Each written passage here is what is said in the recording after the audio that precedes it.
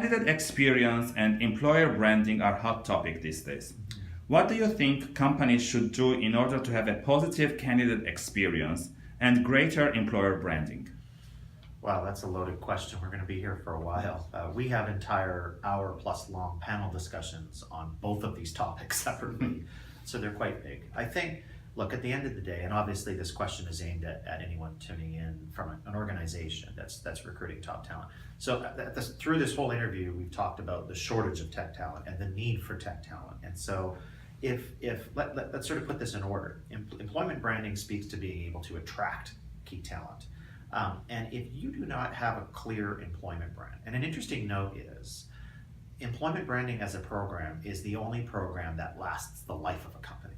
Yet it's one of the ones that is the most difficult to wrap your head around. It can kind of be this nebulous thing. And it goes far beyond the tacticality of a careers website. I think that's very important to highlight.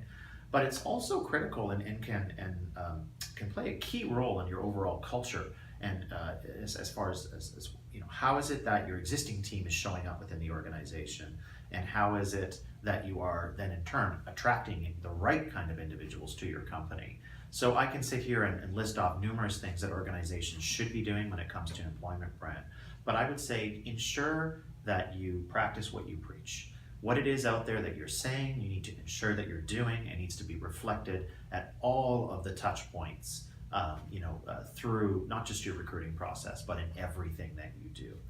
And frankly, your brand should also speak as clearly and concisely as you would as if it was a customer, which leads to the next piece, which is around candidate experience, or just overall experience. When someone hits a certain touch point within your organization, it should be no level of difference in terms of the scrutiny and level of detail that you go to, from your customer experience to your candidate experience. And I would add, actually, the experience is really a journey from, again, that overall attraction to the recruitment journey to the point in which someone starts at your organization, and it's not just about onboarding. It goes beyond the first 90 days in this case.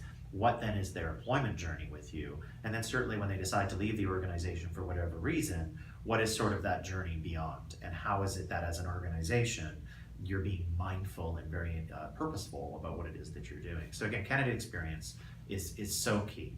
And that includes everything from when they hit your initial website, interviewing, to the thoughtfulness when they arrive at the reception area.